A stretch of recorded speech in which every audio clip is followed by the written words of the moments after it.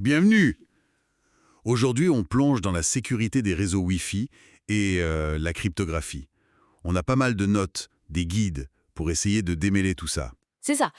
Notre but, c'est vraiment de décrypter les concepts importants. On va regarder les anciens protocoles, WIP par exemple, et pourquoi ils étaient faibles, puis WPA, WPA2, les améliorations. On parlera aussi des outils d'analyse, je crois? Absolument.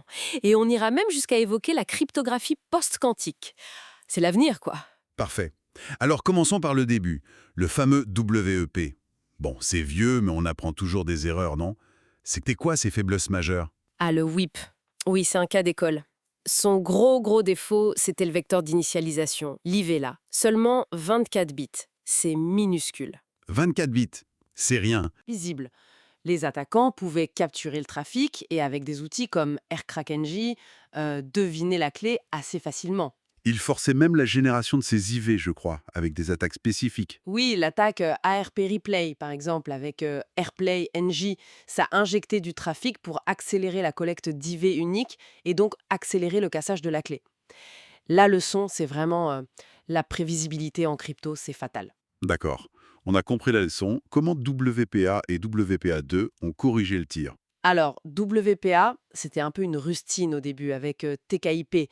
Ça améliorait la gestion des clés par paquet, c'était mieux que Web, mais pas encore parfait. C'était une transition en quelque sorte. Voilà. La vraie avancée, c'est venu avec WPA et surtout WPA2 qui ont imposé le Gateway Handshake. C'est un échange, une négociation sécurisée et authentifiée entre le client et le point d'accès avant de se connecter. Ah, ce fameux handshake. C'est ça. Ça, couplé au chiffrement AES, qui est beaucoup plus robuste que ce qu'utilisait WEP ou même TKIP, ça a vraiment élevé le niveau de sécurité.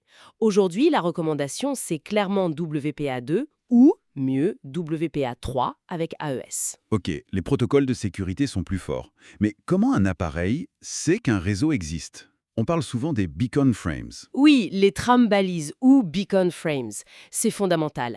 Le point d'accès, la box Wi-Fi si on veut, en envoie tout le temps. C'est comme une annonce publique. Salut, je suis le réseau Mon Super Wi-Fi, j'émets sur tel canal et je supporte la sécurité WPA2. C'est comme ça que notre téléphone voit la liste des réseaux disponibles.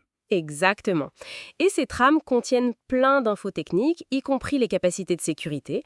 On peut les voir avec des outils comme Wireshark en filtrant sur wlan.fsc.type/subtype égale 0x08 si on veut être précis.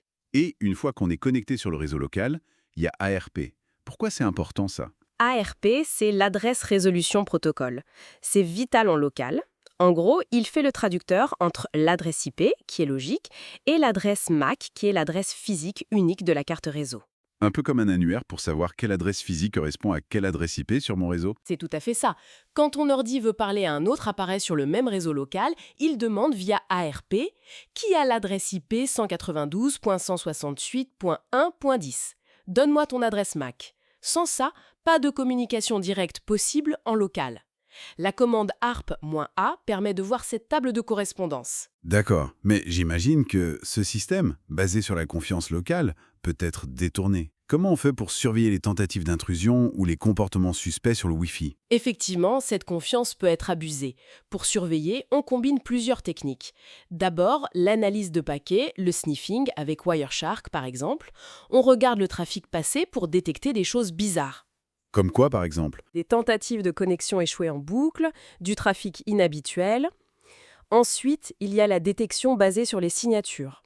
Là, des systèmes comme Snort ou Suricata ont une base de données d'attaques connues et cherchent ces motifs dans le trafic. Et si l'attaque est nouvelle ou inconnue? C'est là qu'intervient la détection heuristique ou comportementale. Elle ne cherche pas une signature précise, mais plutôt des anomalies, des comportements qui sortent de la norme pour ce réseau ou cet appareil.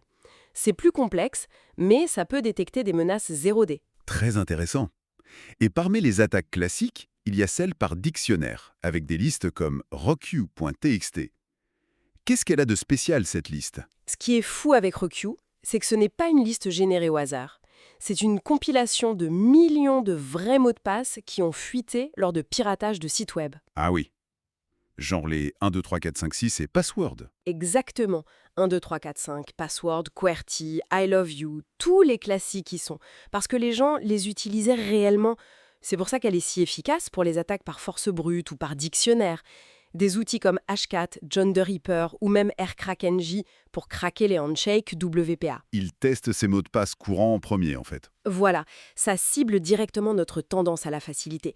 Et une autre technique liée, c'est l'attaque par désauthentification. On envoie des trames spécifiques, AirPlayNG, Deus, pour forcer un utilisateur à se déconnecter. Et on capture le fameux four-way handshake quand il se reconnecte automatiquement. Malin. Exactement. Et après, on essaie de craquer ce handshake offline avec des listes comme RockYou. Impressionnant. Pour gérer toute cette sécurité, surtout dans des environnements plus grands, genre entreprise, comment on fait? Là, on passe à une autre échelle avec les systèmes SIEM, Security Information and Event Management. Pense à des outils comme Microsoft Sentinel ou Splunk. Qu'est-ce qu'ils font concrètement? Ils centralisent les journaux, les logs de plein de sources différentes, les pare-feux et les serveurs, les points d'accès Wi-Fi, les postes de travail. Ils analysent tout ça en temps réel, corrèlent les événements pour détecter des menaces complexes qui seraient passées inaperçues sinon. C'est une vision d'ensemble. D'accord, une tour de contrôle de la sécurité. Et pour finir, un saut vers le futur.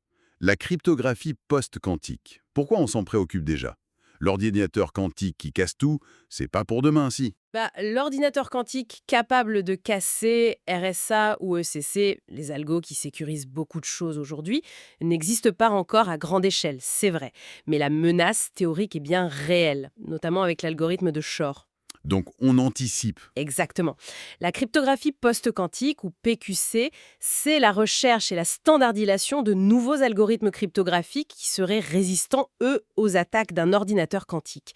On parle d'algorithmes basés sur les réseaux euclidiens, comme Kyber, qui a été choisi par le NIST aux États-Unis, ou sur d'autres problèmes mathématiques difficiles. C'est une migration qui prendra du temps, j'imagine. Énormément de temps. C'est pourquoi il faut commencer maintenant, pour être prêt le jour où la menace deviendra concrète. C'est crucial pour la sécurité à long terme du numérique. Bon, si on résume, WIP, c'était la leçon sur les erreurs de conception. WPA2, WPA3 avec ACE, c'est notre standard actuel solide. Des outils comme AirCrack, Wireshark sont essentiels pour comprendre et tester. Les SIEM pour la surveillance centralisée, oui. Et les APQC qui préparent l'avenir face à la menace quantique. C'est clair.